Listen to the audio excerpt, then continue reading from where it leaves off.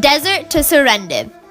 Scheherazade, the mesmerizing Arabian Nights narrator, would have made it her 1002nd story if she had known the progeny of a distinguished Arabian tribe, amazingly deep-rooted in the legendary island of Serendib, which is vividly depicted in her story of Sinbad. According to stories passed down through the generation, the family tree of Zeyans, said to be an offshoot of the nomadic Zahran tribe of Saudi Arabia, of the Al-Baha province, which is in the close proximity of Mecca. The Zahran tribe is regarded to be of the very few original inhabitants of the Arabian Peninsula. The legendary Abdullah bin Zahran was said to be the patriarch of this tribe. The Zeyans were among the handful of enterprising, seafaring Arabs deviated from their nomadic lifestyle and expanded eastwards in 9th century in search of trade in lateen or triangular sail ships. Establishing lucrative trading posts wherever they moved was a practice introduced by the discreet Arab traders of that epoch. Contrary to their associates who settled down in Ramantapuram, Tirunelveli, and Madurai of South India, Zeyans settled down in Thanjavur. Factors such as the prevailing political stability, ongoing bustling trade in the South Indian sector, and its strategic positioning in the region overlooking the Bay of Bengal and the sea routes stretching towards Far East would have induced them to fall in love with the city of temples, favored by Chola dynasty who ruled Thanjavur from 9th to 11th century. The innovative Zeyans moved from their customary spice trade into a lucrative option of sapphires, rubies, and shanks, which had a greater demand then. Their long-standing, unblemished reputation as honest tradesmen and profound gemologists, coupled with magnanimity, had cleared the obstacles in equating the Nayakar household, who was suffering from acute xenophobia. One of the Zeyans was a reputed Unani Hakim, traditional medical practitioner who earned wider acclaim for extending unremunerated therapeutic offering to the unwell of the vicinity in his leisure, which knew no limits of caste or creed. For generations, the close-knit family cluster of Zeyans, said to be living in the close proximity of the present Dabirkalam, road of Thanjavur. Villas dotted the extensive mango belt of this opulent neighborhood was then said to be the hotbed of the cream of Thanjavur. Though engrossed in trades they preferred, Arab traders and sailors failed dislodging their captivated minds from the fabled land of gems known as Serendib, situated in the other side of the narrow sea lane that separated India and Serendib, now known as Sri Lanka. There, the Valley of Gems, witnessed by Sinbad, the fictional sailor from Basra, said to be lived in the time of Abbasid Caliphate, haunted their adventurous minds day and night. Being typical Arabs, Zeyans weren't an exception to the ongoing Serendib mania. Nevertheless, they were on the peak of their trade. In the end, armed with an esteem introduced from the Nayakars to their kith and kin, the then rulers of the Kandyan kingdom, they moved to Sri Lanka and settled down in the hill country. The Kandyan kingdom is approximately 101 kilometers from Ratnapura, the city of gems, said not to be far from the fabled Valley of Gems witnessed by Sinbad. Their ancestry turns nebulous at this stage, but bits and pieces gathered from the stories passed from one generation to another indicates the time frame they settled in the Kandyan kingdom. Could be the end part of the reign of King Sri Vijaya Rajasingha, or the first pace of the reign of King Kirti Sri Rajasingha. This was a turbulent period where the European powers, armed with gunpowder, were itching to force the proud Kandyan kingdom on its knees. The high degree of royal patronage bestowed on Zeyans hoisted them into many heights. Combination of their profound knowledge in gemology and Unani healing impressed the Naya Kurds, turning their newly adopted domicile the acme of their lineage. They were integrated into the tapestry of the Kandyan society, primarily by entrusting duties which related to the king's administration. One of the distinguished Zeyans was made a part of the Medige-Bada, or transport department, who held the rank of the Medige-Bada Lekam. They were allowed to trade in air kanat, which was considered a royal monopoly then. The Perseverance Zeyans quickly mastered the native dialect Sinhalese by frequenting the Buddhist viharas, temples. Buddhist viharas were the pioneers in teaching the Oriental languages then. Abdul Quddus Zeyan was said to be the most noteworthy among the progeny of Zeyans.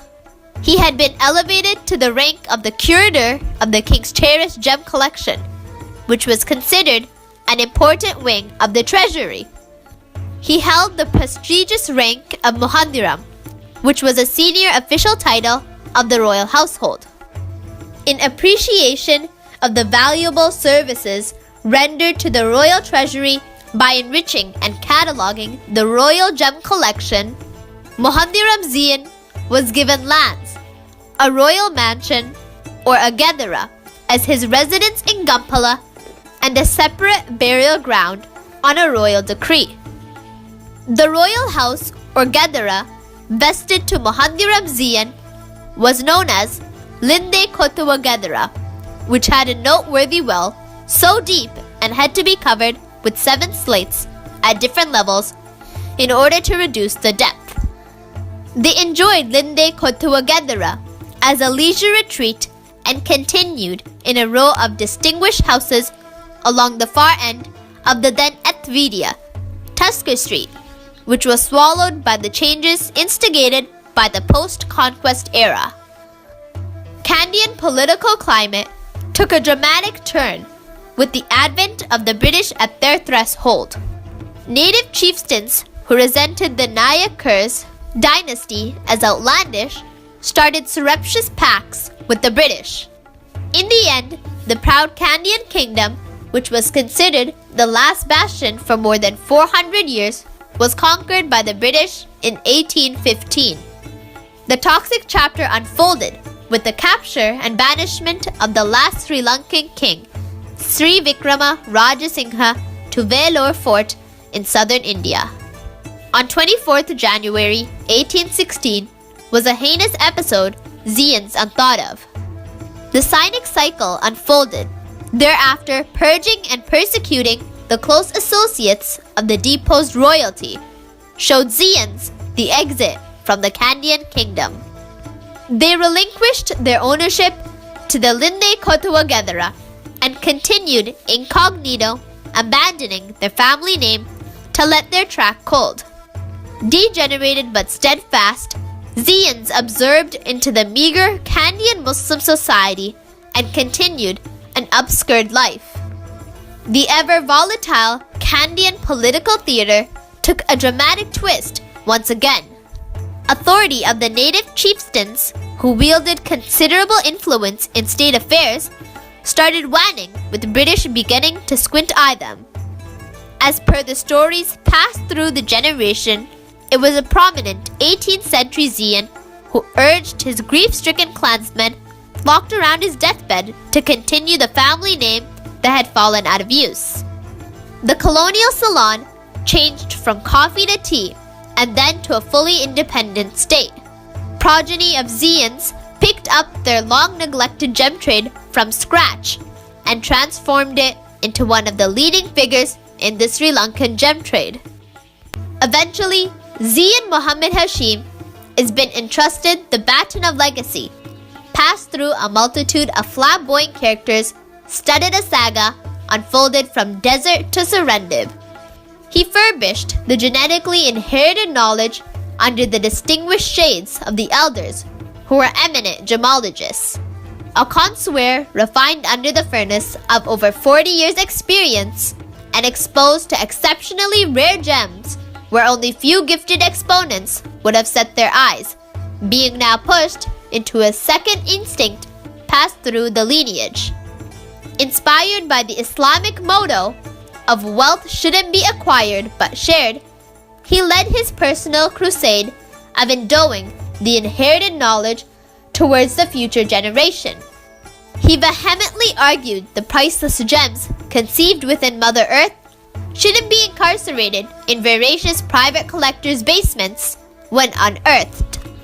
Like a weather-beaten tree, the genealogy of their progeny encountered tremendous changes when going through many centuries, different countries, dynasties, and political hurricanes.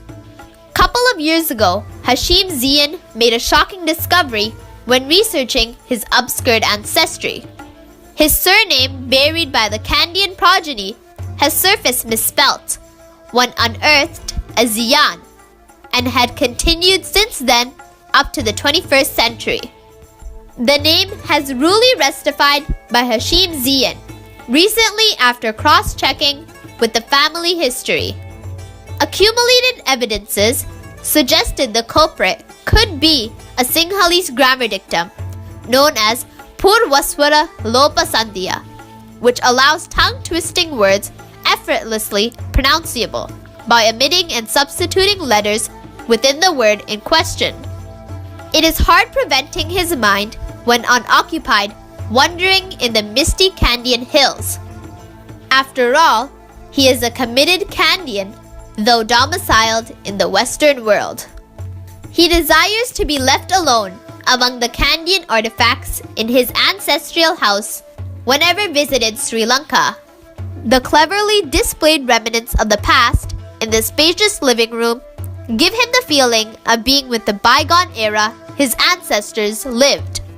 He feels the antiques and Ola leaf, Karipa Talia Roxby, native manuscripts, their elaborately carved ivory and wooden covers with distinct Baka Dika Liavella or double curvine motif are pulsing when touched. He is not a person who holds fancies in mind. Nevertheless, our minds sometimes see what our hearts wish were true. Endeavor of his ancestors brave the unruly waves in search of the island of gems aren't a total waste. There's a fiercely committed 21st century Zeyan to transform the dream into a reality.